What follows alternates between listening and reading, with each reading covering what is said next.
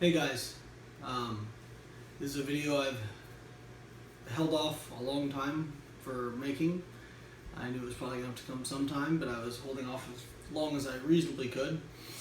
I am officially withdrawing from IPF Worlds. Obviously, a lot of you know I withdrew from the Arnold,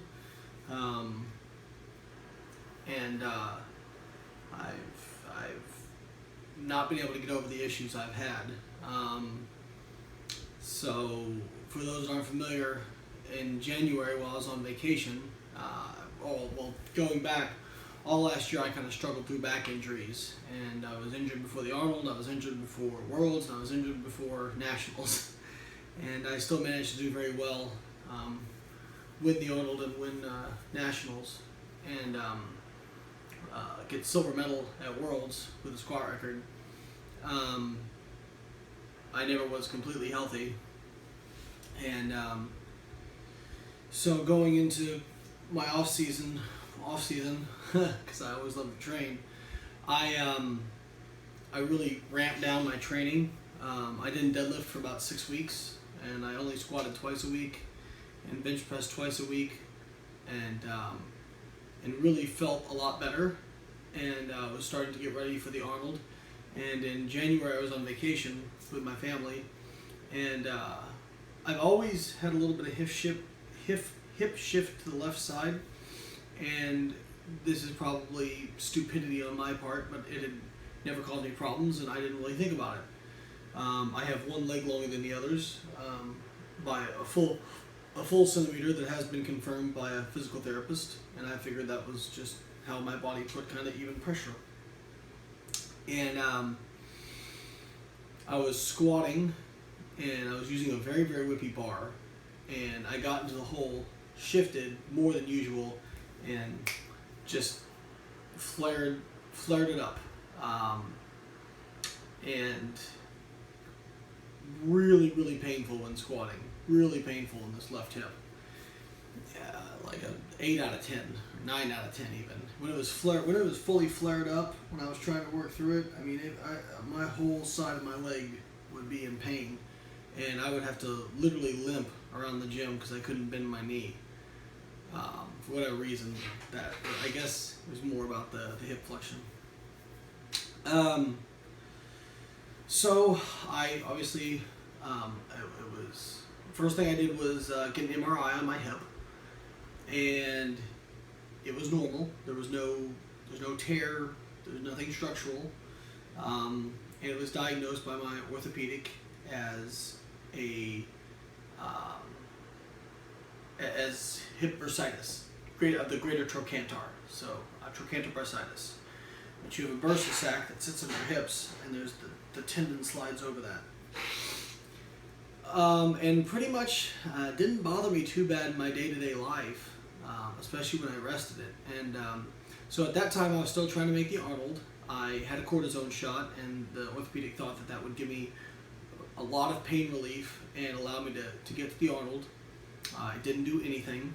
I think cortisone shots seem to be pretty effective for a lot of people. For me, for this particular situation, it did absolutely nothing. I tried high-dose anti-inflammatories. I was on 2,400 milligrams of ibuprofen a day. That didn't do anything. I tried a different anti-inflammatory called Devorbex, I think it was, and that didn't really do anything. Nothing seemed to help. I stretched until I was blue in the face. Did rehab exercises, everything. Nothing. I took a month off. Nothing made a difference. And I was still able to pull okay, and benching was going okay, and then I kind of had the whammy. I woke up one morning and my neck was really hurting, and I went into the gym, and I was much weaker that day, and I thought it was just I was overreached because I was in the middle of an overreaching cycle on bench. And the next time I went to bench, my right side was caving, and I have dealt with. I played rugby when I was younger, and I herniated a disc from rugby. And it had healed and doesn't. It was a problem on my left side. I lost a lot of strength on my left side. This is now my right side.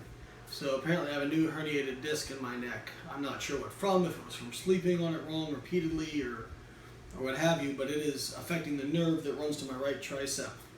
So the first thing I did was take 4 weeks off benching to try to give it a little bit of time to heal. I was doing traction, stretches, all kinds of stuff, getting regular adjustments, seeing a PT, and I went in to check my bench in Sydney. So I took all this time off, and I was at 12 weeks out was my kind of drop dead date from Worlds. I did all these things, took all this time off, cortisone shots, all that kind of stuff, and went into bench, and I couldn't even bench 300 pounds. I failed 297 pounds. So, yeah. And then I went to try and squat, and it had been feeling good. It hadn't been bothering me in my day-to-day life. And I put 135 on the bar, and it was an 8 out of 10 pain. So I tried a few more sessions. This IPF Worlds means a lot to me. A lot of people will say, we'll just do it next year. It's not that simple. IPF Worlds isn't like Worlds of some other organizations. The only way you can go to IPF Worlds is by winning your class at nationals, unless somebody withdraws, which not a lot of people withdraw because it's a pretty prestigious thing to go to.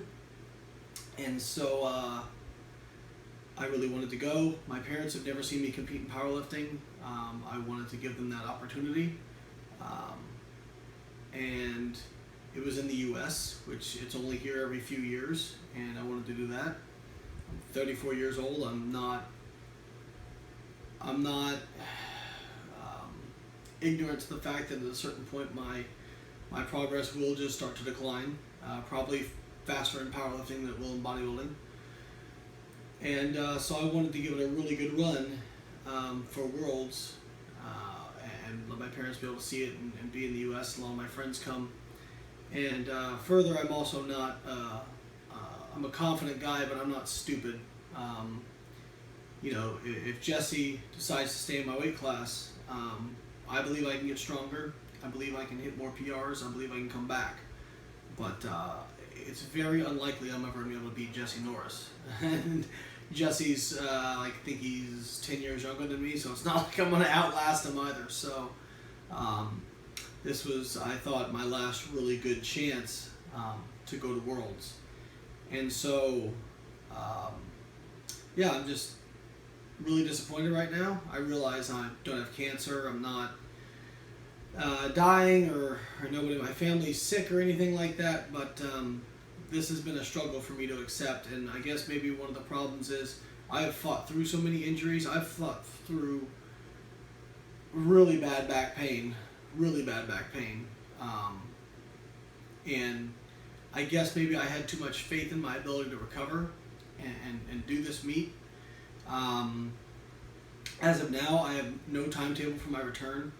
I literally am working on squatting like 50 pounds. And I have some good rehab people.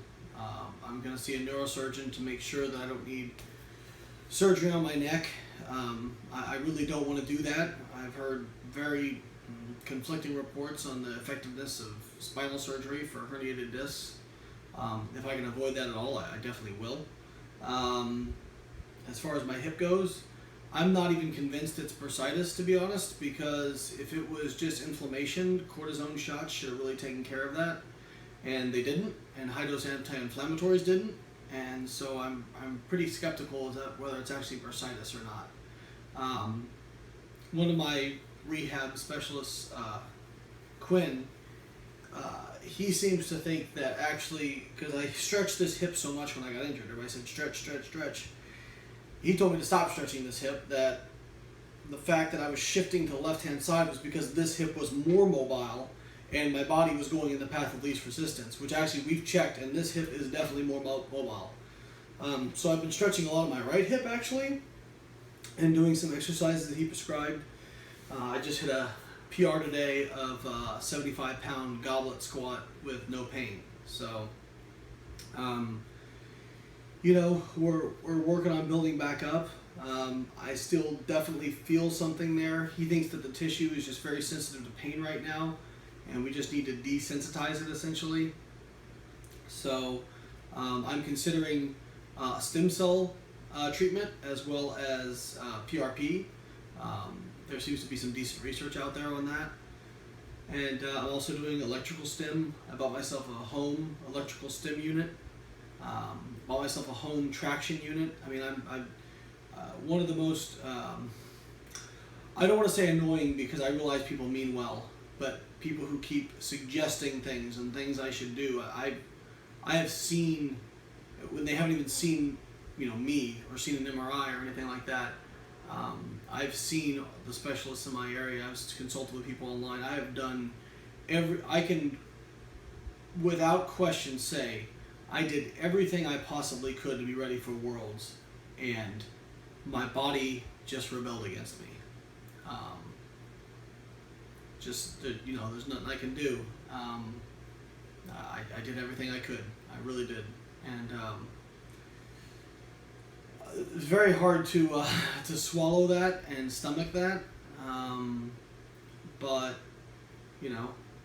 these obstacles are only there to signify how badly we really want something. And so I truly believe that if I put the work in, if I take the time, it doesn't matter if it's 1 year, 2 years, or 10 years, I'll be back. And I plan to PR again in my life. And I've seen I've seen people taking shots at me already, kind of kicking me when I'm down, laughing about the fact that I'm injured, laughing that I've lost some muscle mass because I can't train how I usually train. And to them I have to say, good. Get it all in. Get it all out of your system right now, because you're going to eat those words. I promise you. For those of you who've sent messages of support, I really appreciate it. It's awesome, especially my IPF family. Blaine Sumner, Kim Walford, Brett Gibbs, Josh Hancock, Steve Emanuel, and other people that I'm forgetting have all sent me like super nice messages, encouraging me. And when I saw people at the Arnold, everybody was like really encouraging. Matt and Susie Gary, my coach Ben Escrow, everybody has been super supportive, and that means more to me than anything. It's just like I said, it's a tough deal, but I'm not dead, and so that means I'm not going to quit.